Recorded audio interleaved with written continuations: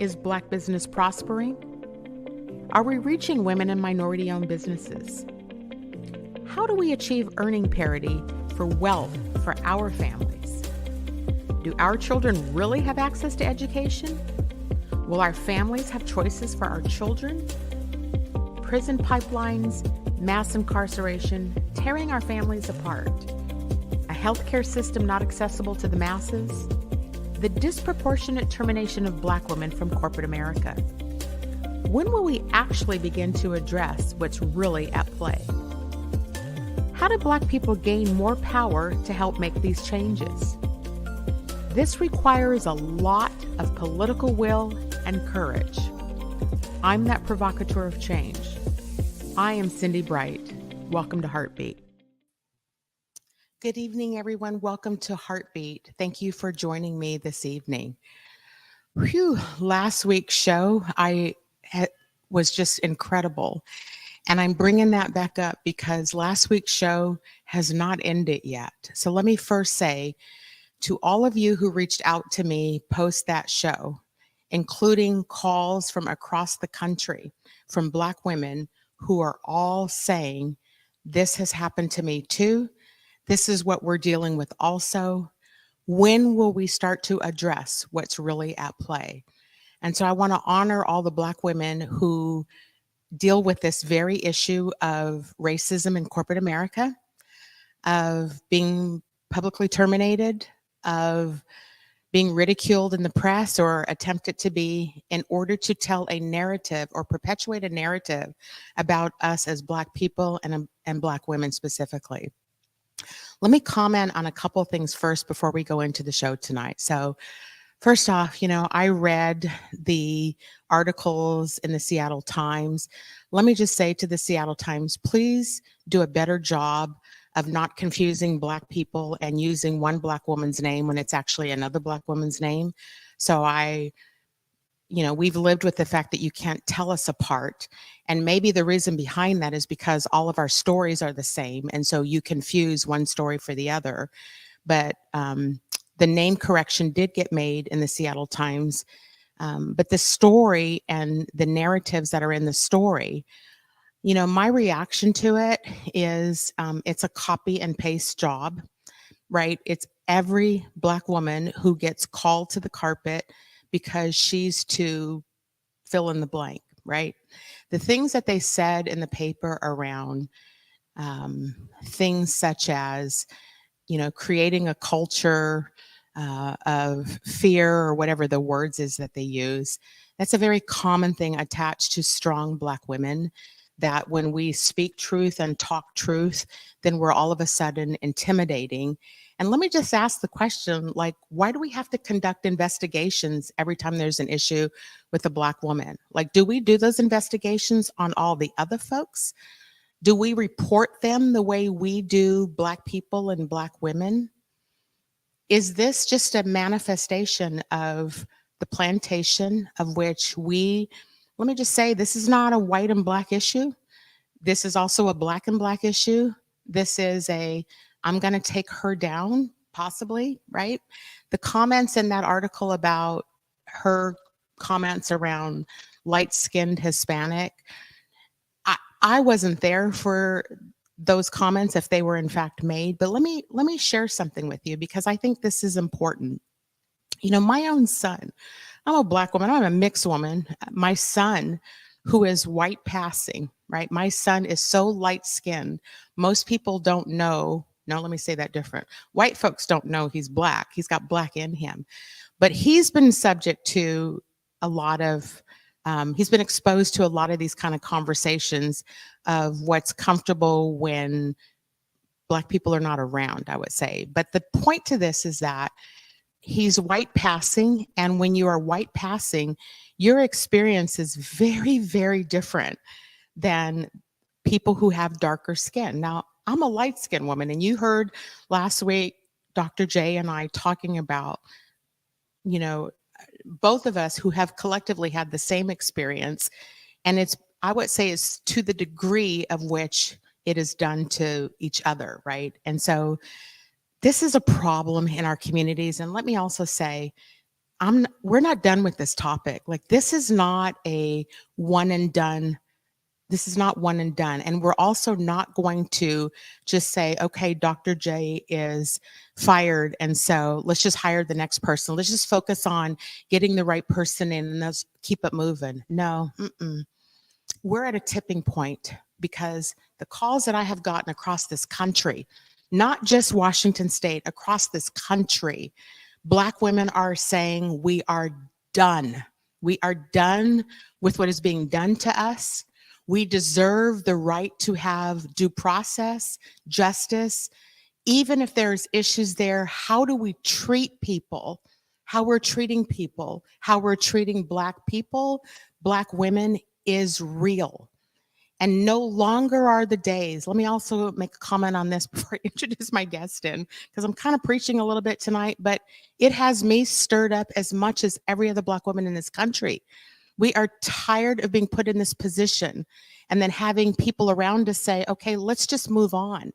We're not moving on. We're going to deal with this issue head on with what is happening to us, and we are going to get justice, and we are going to face colorism and racism and workplace trauma and the things that are happening to us, because without a voice and advocacy to make things better, nothing's going to change. We need to address the elephant in the room.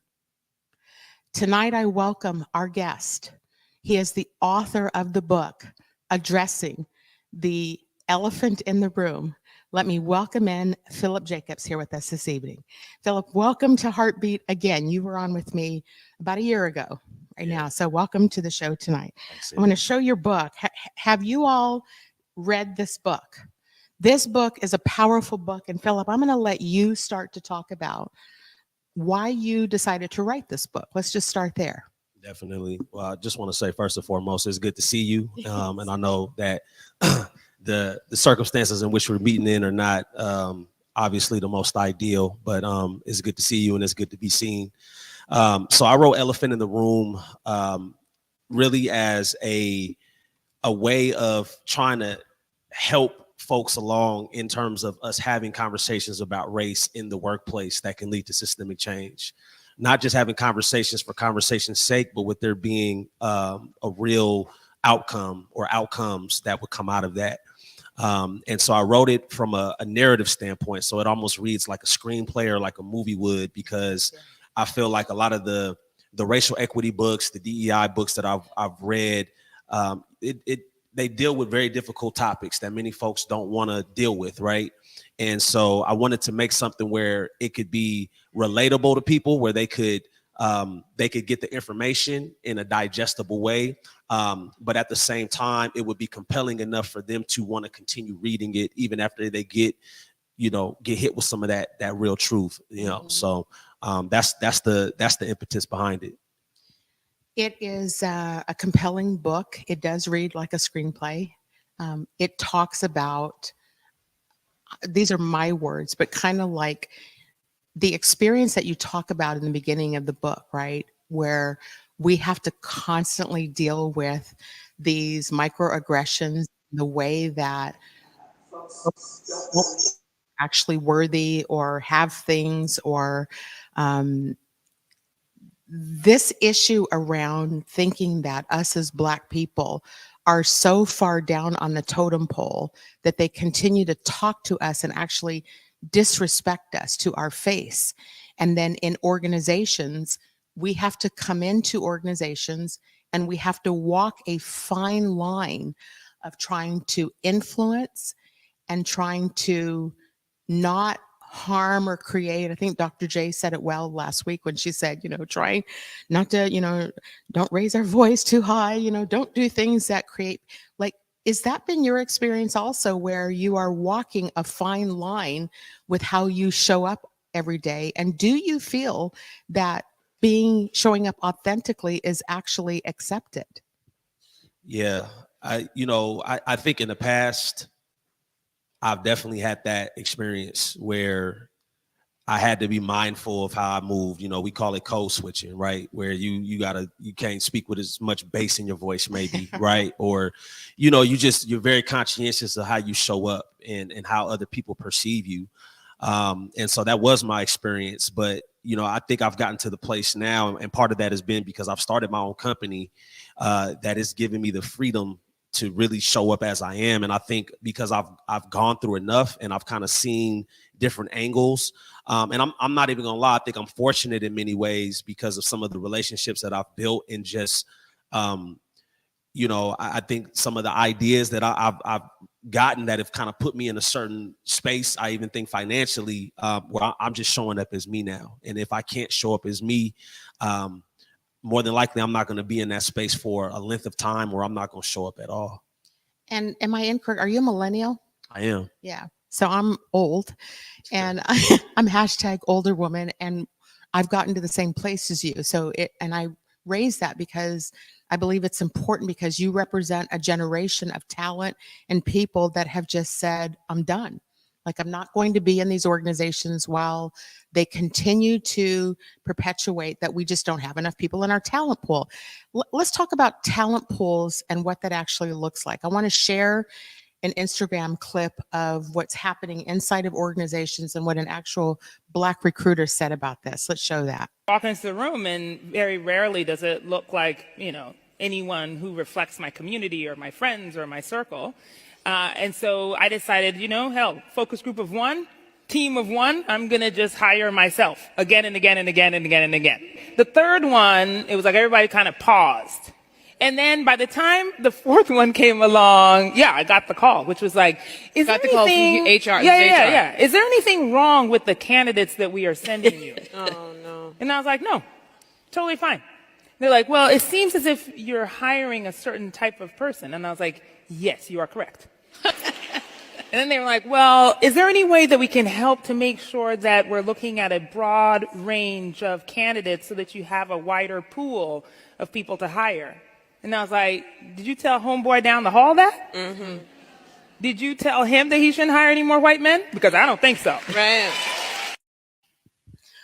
I mean, isn't that real? Isn't that to all of us who work in corporate America and work in business, that we go out to try to advance DEI work, right? And then as soon as we start to make progress, let's take it back to last week's conversation. As soon as we start to make progress, then there becomes a challenge to us, right? You know, back to, just for a moment, one of the issues that the Seattle Times published about Dr. J this week, and I actually chuckled out loud when I read it, because if they understood what really goes on in these organizations, they had said something about, you know, like she hadn't spent her budget yet, right? Like, first off, how many of us get chastised for not spending money, right? Usually it's the polar opposite. But let's also bring up the fact that the fiscal year isn't over until June the 30th. And so holding her accountable to something when she was actually out dealing with her mental health and saying her budget's not spent yet. And everybody knows, any of us who have sat in the C-suites or in these executive positions knows that it's in the month of June that starts to happen, where budgets get spent up and people start to spend it so that they have the allocation for the following year. So when I read those kind of things, and when you hear the video that I just said, it's just creating a narrative, because the narrative around us is that there's always something wrong with us. And when they don't have anything over our heads, they find it and create it. And I think we need to start paying closer attention to all of these allegations that get made against other people, other Black people, because the pattern of behavior, this is not a failure of Dr. J. This is a failure of the leadership in the state of Washington. I'm saying that because when you bring us in, any organization, when you bring a DEI champion in, let's talk about what that's creating across the country, because you can look at it in Florida and see what's happening when we start to make progress. Philip, you worked in corporate America, correct? I did. And you were also the executive director of the Washington Employers for Racial Equity. Now, for those of you who are not familiar what Washington Employers for Racial Equity is, it's corporate America. Just go on to employersforequity.org and look at every major company that signed up and sent us all emails in 2020 when George Floyd died. But let's talk about, you left within 12 months. Is that correct? 10. I'm over 10. Yeah. Okay, let's talk about the Black man experience, because I want to understand. You can tell I'm a little fired up tonight, but what happens when Black men enter positions of power? What happened there? I mean, I think it's a similar dynamic. In many instances, I think that people, especially those that have been in power for a long time, part of the status quo, whatever you want to say, we could say white folks, or we could say those that have been in power, whatever. I think many people that have been in those positions for a long time, they like the idea or the sound of change and for there to be more equity. But when it comes down to actually like doing the work, and when it gets messy, that's when all bets are off and things, got to shift, and so I think it's a similar experience. I think if you're a Black person and you hold a certain title, there's some weight behind your name or some influence that comes with that. People are looking at you as a leader. Immediately you have a target on your back, and if you do anything wrong, like, it could be the smallest thing. There's no safety net typically for us. We got to walk that tightrope, if you're going to do that. There's some people that are built for that. They know how to navigate them systems. I always joke and say, maybe I just didn't have enough gray hair yet to know, all the pitfalls and things of that nature. But, I'm not angry or bitter or nothing like that. But it's typical, and I think especially when you talk about like racial equity work in and of itself, I think it's problematic to start with that those who have the least amount of experience around lived experience in terms of racism, when they're the ones that have the budgets, when they're the ones that are calling the shots and making the decisions. To me, that's a recipe for disaster and ineffectiveness. And I think that's typically what we see, right? Where we get put in these positions where the higher ups, the ones that we're answering to, they don't know what's going on with Black people and Black and brown people in our experiences in our day-to-day lives or whatnot. And even the discrepancies that we face, they might have data, but they don't have real world knowledge. So they're making decisions from a very detached standpoint. So it's nothing for them to let somebody go or cut somebody off, even if they are effective, in those positions. So, I'm nothing different. It's pretty much the same thing.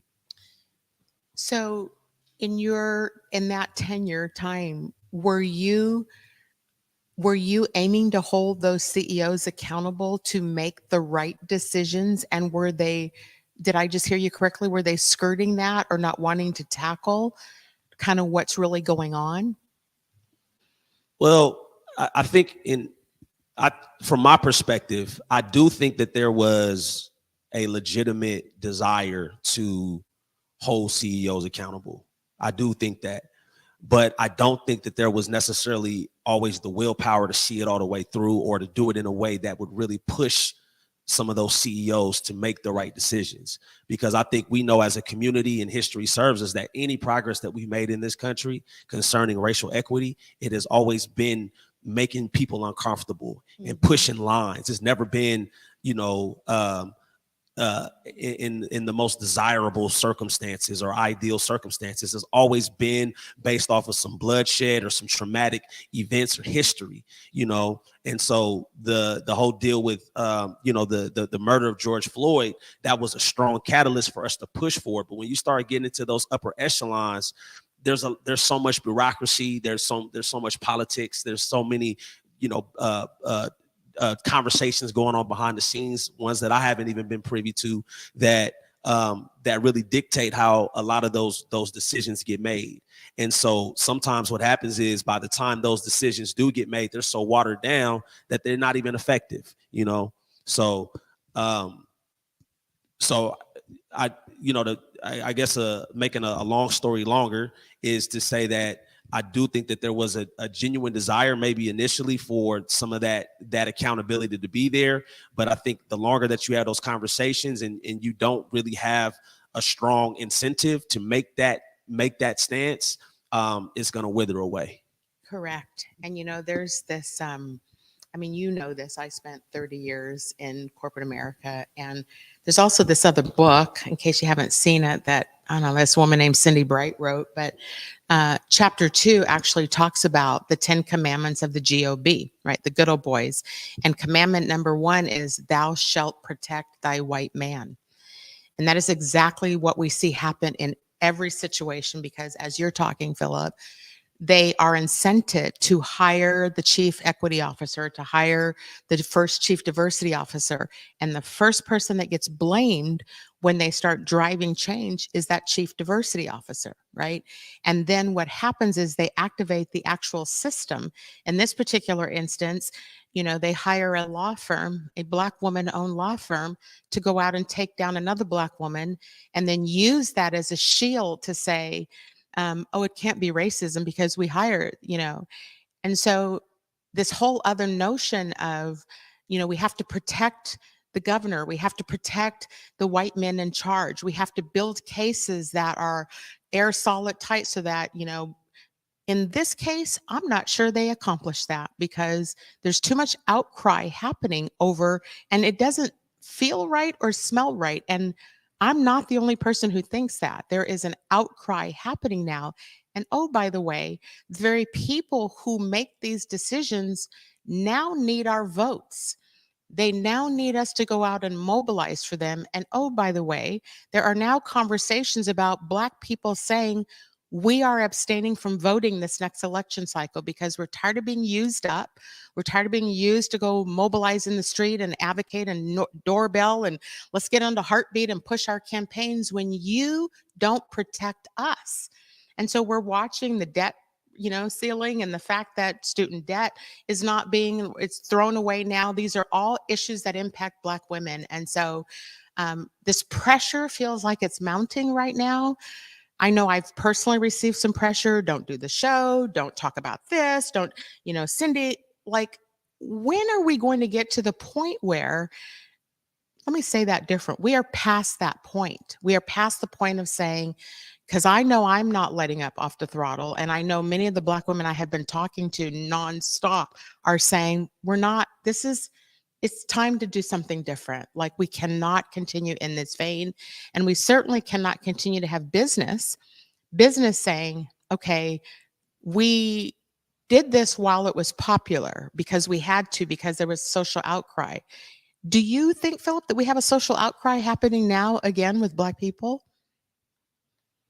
I don't think it's to the level that it was when George Floyd got murdered. And I think, obviously I can't speak for all Black people, but I think many of us we're fatigued and we've become desensitized because we're seeing so many atrocities committed against us that it's like at some point it's almost like you get used to it, unfortunately, And I know that when I see a new hashtag or I see somebody else get murdered, it's just like another one. It's like we were just dealing with this one and now this has come up, And so I think it just takes a toll on our soul, And one of the things that I knew when I got into the position of the executive director role, I knew that there was only a short window, to actually like achieve some significant things and put some things in place.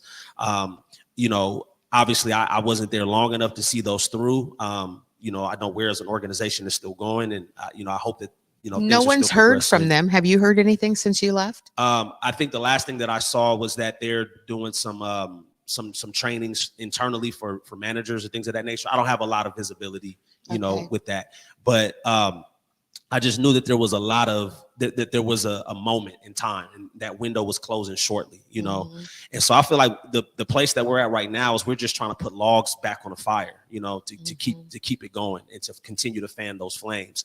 And I think we also have to see things more holistically, because it's not just about police murdering us.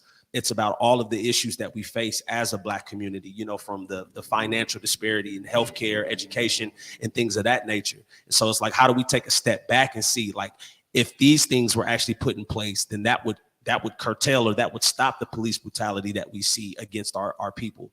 So I really believe that it's a both and for us. I feel like we have to mobilize obviously within these organizations that we work in, but we also have to be smart about how we build our own enterprises. And we have to be able to know how to invest and learn about real estate, learn about the stock market, learn about, just business in general. And how do we build the next Facebook? How do we build the next Nike? How do we create these organizations that can sustain themselves so that we're not having to go back to, essentially these systems, these structures, and some of these individuals that hold power that are not really ever going to change unless there is pressure that is put on them to change. I question whether it ever will. I'm completely in agreement with you about building our own infrastructures and our own opportunities, because what I have witnessed, particularly over the past week, the advocacy to protect what exists in order for people to continue to make fractions of money, and people are afraid, Black people are afraid to speak out. I mean, look, the amount of conversations I've had this week has been off the charts, with people saying, I want to help. It's happening here too, but I'm at risk. If I say anything, they cut our earning power off, right? They cut it away. I can't contract with you, Cindi. We can't do this. We can't, because they're going to take it away from us. And then that group of people are working to try to gain more power so that they have control over Black, but Black is done, is what I'm hearing you say. Well, the way that I look at it is it's going to be a continual cycle, because one of my favorite people that talks about financial literacy for the Black community is Wall Street Trapper. And he says, if you allow them to feed you, then you allow them to starve you. And if we don't begin to take some type of control over our own matters, and I understand playing the long game and being strategic in these organizations, but we also have to plant those seeds today so that we can see those trees over the next 10, 15, 20 years. And we might not see the full fruits of our labor, but as long as we're planting those seeds today, then, it becomes a little bit stronger for our children, and it becomes more normalized for them, not necessarily to be thinking about, I have to go work for so-and-so, but I own a company, or I know that my uncle owns such and such, or my auntie owns such and such, and I can go work there. Right. So when we get exposed to our own structures, and we have our own networks and our own communities, that puts us, I think, in a better position to bargain with, some of those oppressive powers that we still got to deal with, because they're here. But if we come in and we say, we got this type of leverage, y'all gonna have to deal with this. Y'all gonna have to hear us on this level. I think that's how we begin to peel back and make some of that progress too.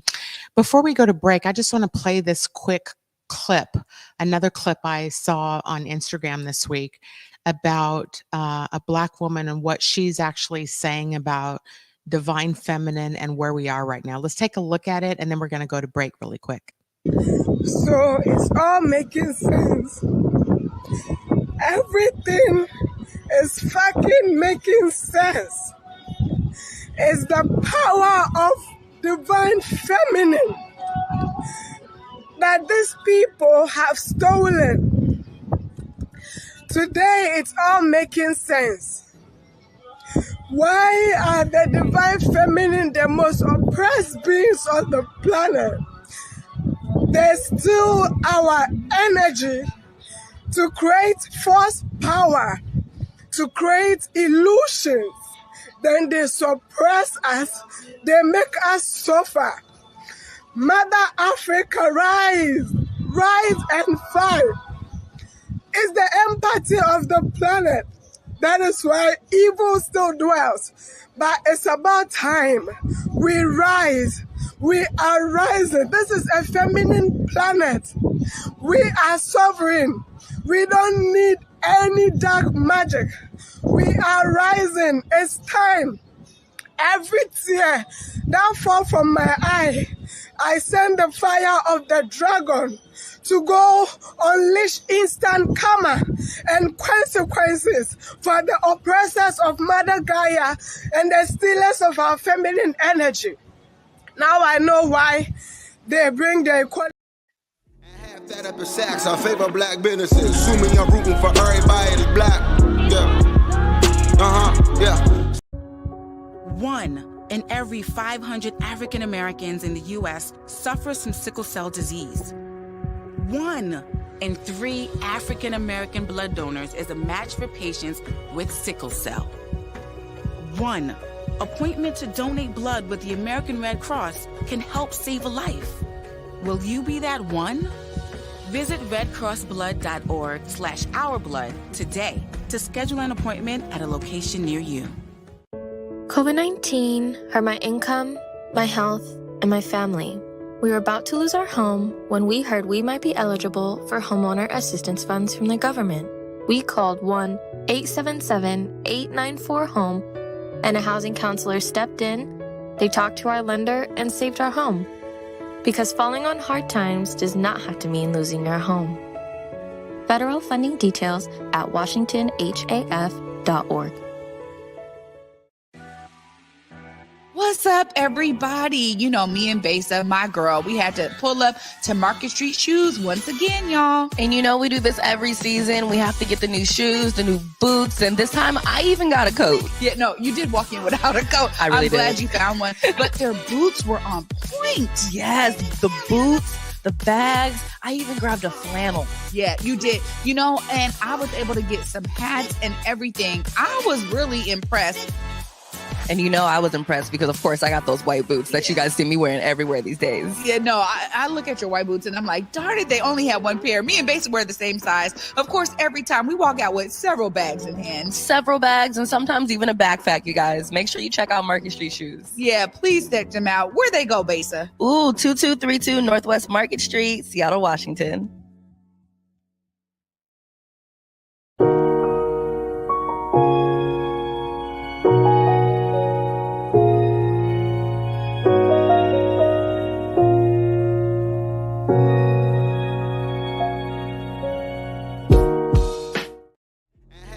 Sacks, I favor black businesses. Assuming I'm rooting for everybody that's black. Yeah. Welcome back to HeartBeat. I am your host, Cindi Bright. Thank you for being with us this evening as we continue to have an extended conversation from last week, an emotional show last week, where we here in Washington State got to witness another termination of a prominent Black woman, Dr. Karen Johnson, known as Dr. J, who, from my perspective, and I think many of us as Black women, was taken down right at the 2-year mark. It's classic what goes on with Black women, but it has stirred our community. It has stirred us here in the Seattle area. It has reached across the country. The amount of phone calls and emails that I've gotten saying, it's time for us to start addressing the elephant in the room. And joining me this evening as the author of the book, Addressing the Elephant in the Room, is Philip Jacobs. He is a consultant, a DEI consultant. He is also the former executive director of Washington Employers for Racial Equity. And basically what we were just talking about are the same patterns, what exists in corporation organizations as it does state government. And it is basically to silence us and to blame the Black people for what isn't working, even though they've been operating like this for however many years. And in 2 years, we're expected to turn everything around, walk on eggshells, make sure, you know, I can't replicate Dr. J and how she said it. It was powerful how she said it, but it's a real issue. And I'm going to continue to bring this conversation forward because we are at a racial reckoning again in this country. We are facing another election cycle where Democrats expect Black women to get out and mobilize and vote and do all the things that we do to help keep them in office, just to throw away student debt relief and all the things that we need help with. And so I think where we are today is, you know, Black women are done doing this and Black women are mobilizing. And as Philip is saying, it's not just Black women, it's Black men, it's Black people. I just happen to advocate for Black women. I want to show a comment that came in because I want to talk about this next. Let's bring up the comment about what was said right before the break about, and I can't see it quite. So can you see it, Philip, and read it off the teleprompter by any chance? Great show. We vote for people who look like us, and once they are in office, they will not speak out or stand up against things that continue to stand in our way. I'll see Black politicians who have nothing to say when it comes to injustice. They seem to fear losing their seats if they stand up for the people they swore an oath to support. I think it's a powerful statement because I feel like that is, in fact, what has been transpired, although not all. I will say I want to appreciate the electeds who did call and offer support and trying to do the right things and trying to stand up for the right things. I think many have gone silent out of fear. I'm sure I've had Senator Mona Doss on. I've had Representative Jesse Johnson, all who describe a culture of fear. So it's interesting to me that Dr. J gets fired for culture and what she's creating. And I just had elected officials on telling me that the Democrats themselves are creating a culture of fear.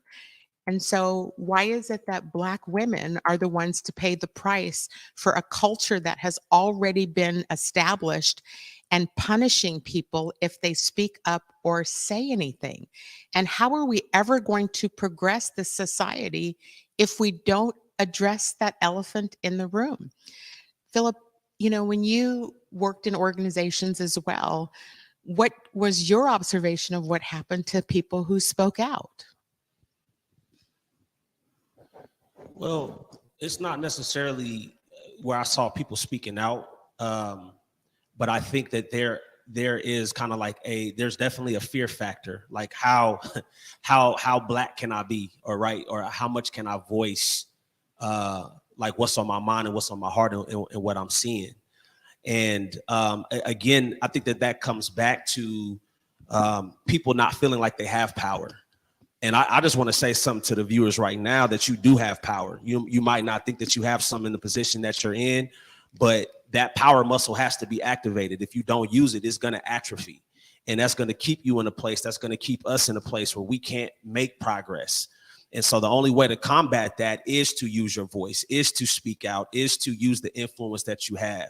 Now, some of us, we might not be as, eloquent with words as others, but it's fine. Whatever your superpower that you have is, you might have the ear of the CEO. You might have the ear of the governor. You might have the ear of the person who's calling the shots. You might be the person that's calling the shots. Whatever it is, use your superpower, use whatever influence, resources that you have, because that's the only way that we're going to be able to chip at this. But another, long story made longer is that there is fear in Black culture, because who wants to lose their paycheck at the end of the day, right? Who wants to take that risk, and you not knowing how things are going to pan out for you? And that's why I'm going to continue to harp on. We have to. I'm not saying that every Black person has to be a business owner or an entrepreneur, but I do think that we do have to get to a place where we have control over our finances more so. We have other ways to earn a income and living, so that we don't have to be in that fearful state, because it's just going to continue to perpetuate. Anytime that you fear that somebody can take something from you, you're going to walk with trepidation. Mm-hmm. You're not going to be as bold as you normally could, or you would, if you knew that you was going to be solid and you knew that you had the next 6 to 12 months of income or whatever. So I would say that that's a big part. And I think that also comes with the mindset of where are we at as a community? And I don't have the answer to that, but I'm just like thinking high level and big picture, is that if I knew that if I lost my position today, I knew that Cindi had a company or a position that I could go to. Mm-hmm. You lost your position, that you could go to, mm-hmm. Dr. J or whoever. And so it's beginning to have that mindset. And even if we don't realize it in our generation, planting that seed in our children. Mm-hmm. So even though you might not be the one to start the company, again, what superpower do you have? What resources do you have right now that can begin to pull down those layers and those barriers that keep us from being able to make progress? If you are an entrepreneur, how are you setting up your business structure so that you can bring on more people, or that you can be a resource to the community? So, I think it's full circle. And I think we just have to think systemic, because we're wanting to dismantle these systemic systems, but we also have to think about what's going to be in place when those systems are pulled down. What systems are we building in their stead? And yes, that's powerful. Those are powerful words and advice to give our community. Back to your book, Philip, I want to give justice to, there's a lot in your book. Will you talk more to our audience about some of kind of your key themes in the book? Definitely. So the book, it centers on different folks from different. The main character is Derek Blaine. He's a younger Black executive who he works for a company that is a major like energy conglomerate, and he just got hired in the role of global. I can't even remember the full title I gave him in the book, but it's like global DEI executive or whatever, vice president. And so he's been charged to give the keynote at the Having the Race Conversation Summit. He's the keynote speaker. And so one key thing about his situation is he's been making waves at that company for the last 18 months, where he's been putting out fires, he's been setting up new systems, and he's been too effective. And because of that, it has rubbed members of the leadership team the wrong way. The CEO is in his corner, but the CEO is also influenced by those that are on the leadership team. So right now, Derek is thinking about, am I even going to have a job, come Monday or Tuesday or whenever I get back to work, and I'm here and I have to deliver this keynote address at this Having the Race Conversation Summit. So right when Derek gets there, he's already met with microaggressions. He gets to the front, to the concierge, and there's a younger white woman who questions him and says, I need to see your ID before I can let you in. And mind you, his picture is like plastered in the hotel or the conference center, and he's the keynote speaker. And then he sees some older white guy get escorted and given the royal treatment, who's just like a regular attendee to the summit. So there's that part. But also Derek has his own challenges in terms of just having conversations about racial equity. Like he does this thing where he protects the white man when one of his colleagues gets on his case about showing racist behavior. So Derek kind of tries to come to the rescue of this white guy who he feels is wrong, but it's like, you ain't got to go that hard on him, that type of thing. And that's something that we do as Black people, like you said, is protect, would you say protect thy white man or something like that? And so he's having to go through his own experiences around navigating racism and racial dynamics. And I think because it resonates so much, I think with real life, because we've dealt with so much trauma in this nation, and we've internalized so much racism. I know that you and Dr. J were having that conversation even last week about, house Negroes and field Negroes and light skin and dark skin and all those different things. On top of the racism that we have to deal with from folks that don't look like us, we still deal with it in our own community, and we have to face that and combat that, So there's a lot of layers to this book. One thing that I'm really excited about that has really picked up a lot of steam is there's a chapter, I think it's chapter 7, which is called Playing the Game. And so one of the things that we're doing with this book is it's going to also be a board game. We're releasing a board game to go with it next year. And so there's a chapter in there where the players or the attendees of the conference are playing the board game, and they're dealing with the different topics of racism and conversations about that. There's a white man playing with the Asian woman, and an Asian woman playing with the Pacific Islander, and a Latino gentleman. They're all like sitting at the table and they're having these conversations while they're playing the game.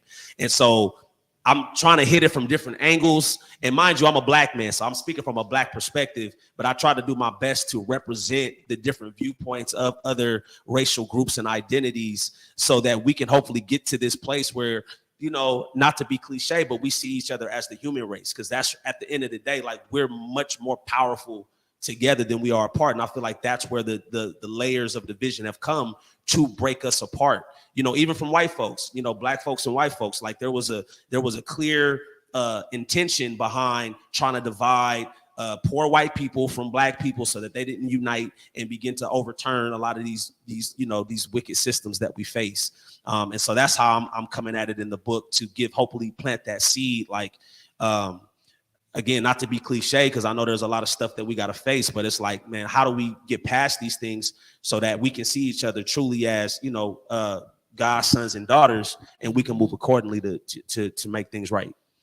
Humanity is what you're talking about, right? Like how Dr. J last week, I started to lose it inside in like the last 10 minutes of the show because she started talking from a place of humanity. And even with, when she described what it felt like for her, and she described having her son sit on her left knee, and she was pregnant, and her husband had a noose around his neck, and they had just kicked the box out from underneath, and her son was witnessing this so as to not have her son ever speak out because they get to see the consequences. It was a powerful analogy, and it is what is happening. And I think what you just described, Philip, what she described is version 2.0 of the plantation. And we have to talk about this because even though some people believe that we have progressed society, have we really? The same behaviors are still occurring, even though people may not connect it back to the past. But to your point about within our own communities, right? When we have a Black law firm take down another Black woman, like another Black woman said to me today, how do they even sleep at night? I think it's a powerful question, like pitting us against each other. It's happening. I saw this post today because we're just closing out AAPI month and we're going into LGBTQ month, and a person, I don't remember their name off the top of my head, but they laid out some powerful things about what's happening between racial communities where we pit each other against each other, and we feel that we have to instigate an investigation when we're unhappy with somebody, right? That to me is, I don't even have the words for it, because why can't we just have civil conversations together and work through restorative justice measures of trying to fix what's happening both within the Black community and then within, if we can't even fix it between us, how are we ever going to think that the white man is going to get it and want to invest into restorative justice measures to make things work better for us? Do you have thoughts about that? Yeah, so I feel like I try not to lean into either extreme, because I feel like, again, talking about the trauma that we've experienced as a people, I can't truly speak on the motives of somebody else, doing those things. We do know throughout history, though, that we have been pitted against each other and other communities. And I think we know the strategic reasons behind that. But I also do think that there is restorative work that's happening, even though that might not be the thing that's publicized most times. I feel like there are conversations that are going on, and I feel like there are organizations and individuals that are pushing that discourse so that we can have spaces where we can hopefully, even though we might have difference of opinion, begin to come together and think through how we can progress forward. I don't think that that's the thing that mainly gets published and what we see. But I think that there's so much trauma and so much hurt around racism and the outcomes and the elements that we've seen, that it's hard. Whenever that wound gets touched, it's going to bleed everywhere, Mm-hmm. And so I think really, I think to your point about the community, I think that we have to get so laser focused on our own well-being as a people together. How do we heal together? How do we progress together? And not even so much worry about what outside entities or other folks, that are not of our, to be frank, of our skin color and our experience, what they're going to do to help us. Because I think that puts us in a place where we're continuing to look for these outside resources and entities that historically we have seen just, they don't care. And I can't even necessarily fault them for not caring, because think about it from this standpoint. If you was in a position and you were winning and you had privilege, would you be willing to give that up? automatically or so quickly. So no. So I feel like we have to have the mindset of how do we come together? How do we heal? Not to say that there's not responsibility on the government's part and on big business's part and these other institutions, and we should continue to apply the pressure there. But I think there needs to be more focus on how are we doing as a community? How are we helping each other? How are we supporting? Did I buy your book, right? Did you buy my t-shirt, right? Did you give me a platform to speak? Did I set you up for this play to do this thing? And when we do that and we do that on a consistent basis regularly and we hold each other accountable, that's going to create a ripple effect and a wave that those governments, those institutions, they're going to have to pay attention to, because they're like, man, those 5 fingers, when they come together, that's a fist. And that's something that we got to contend with. And that's when I think we begin to see more, negotiation and the agendas that we need to push forward for our well-being on that level begin to take root. Thank you for that's a very brilliant description of what is necessary for change. Let me say, we just have a few more minutes left here in the show. There's a couple things I wanted to make sure I highlight. I want to show you first off, let me comment. When I decided to move this show here to Converge Media for Black media, because Black media matters, let me show you some headlines of what's going on about other Black women across the country. We'll recognize our vice president and some of the things that are being said about her. And I want to highlight this because I think this is important to see some of these different narratives about the question marks that are coming up about her. This is, they have a problem with her. Let's show a couple of the other ones. She gets all this criticism. Like, this is a very common, I want to show how common it is to put, when we think about, Vice President Harris and the position that she's in. I mean, we don't know what goes on in there, but if it's anything like what goes on in state government and local government, is she being silenced? Is she being kept in the background? It gives the press an opportunity to feed and think the worst of her. And why is it that we always have to go into the worst of people instead of seeing what's good with people? I think this is an important time for us to be reflecting on this, because we are headed into yet another election cycle.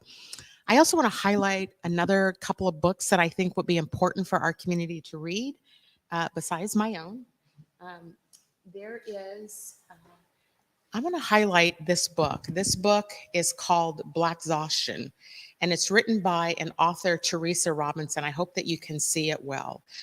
I can't do it justice to explain what's in this book, but she gives a very raw account about what it means to be a Black person and a Black woman in this country, in organizations. She's wrote some great poetry.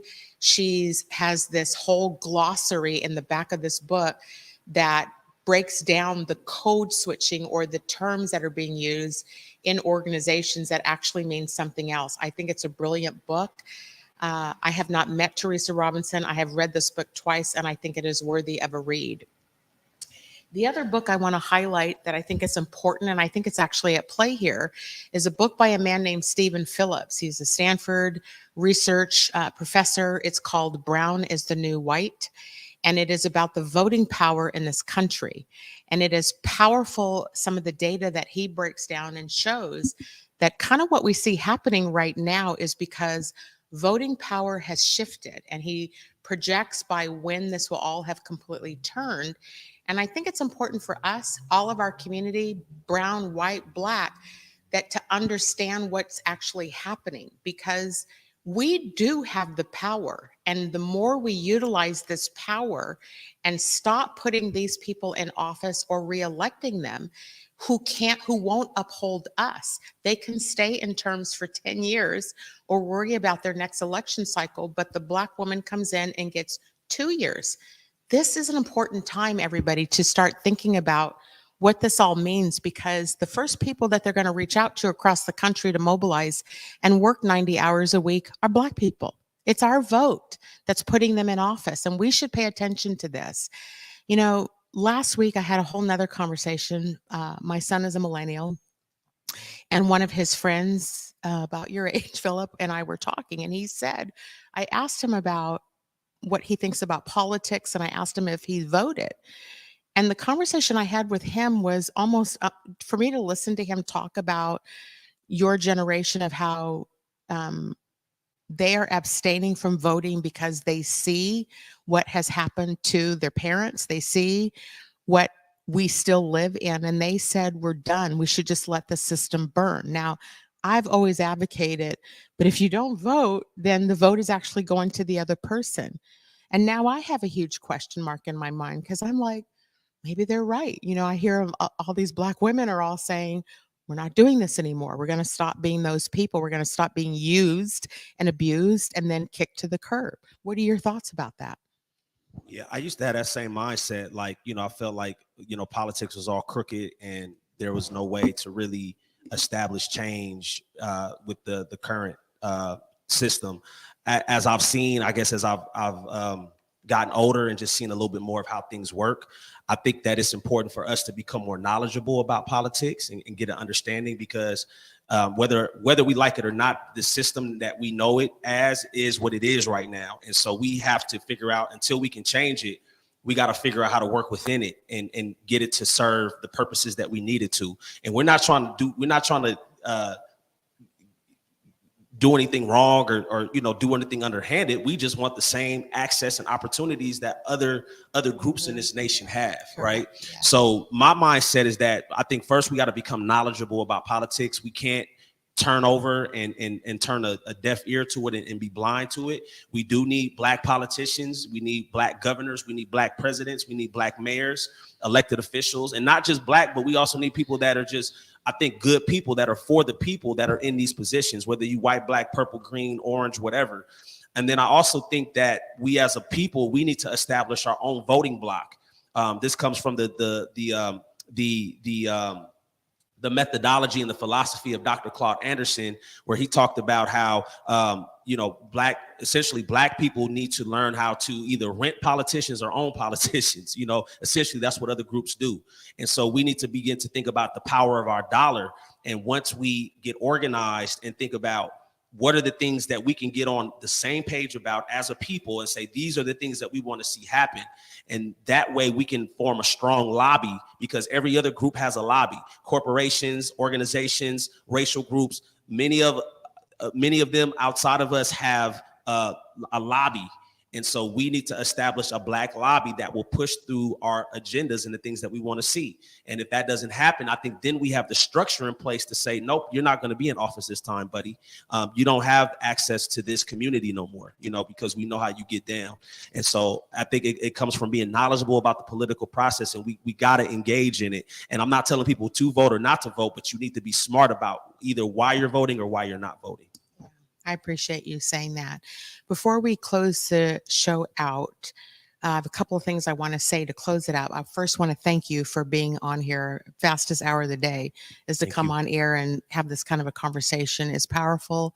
I appreciate you and the work you're doing out in the community, and your book. I hope our audience buys Addressing the Elephant in the Room. It's on Amazon. No, it's not. It's on rebelfirm.com. Rebelfirm.com. Yeah. Okay. Yep. All right. He's a rebel to do that. A couple things I want to say to our community before I close out tonight. I actually want to read to you something about restorative justice, because I believe that is necessary right now. I first want to say, I believe the state has wronged Dr. J. And I believe we need to put restorative justice in place. And let me read to you just something that was sent to me today that I think is worthy of reading. Restorative justice requires that we examine the harmful impact of individual behaviors and/or systemic injustices, and only then determines what can be done to repair that harm while holding the person or people who caused the harm accountable for their actions. I'm saying that, and I'm giving a public invitation to Governor Jay Inslee to come onto this show, onto HeartBeat, and to have a conversation to our community without talking points and unscripted, so that we can talk about what we can do to restore justice in the state of Washington to make things right. My last thing I will say to you is, what you see in me exists in you. I am not who you think I am. You are who you think I am. Thank you for joining this evening. Half that up in sacks, I favor black businesses. Assuming I'm rooting for everybody that's black. Yeah. Yeah.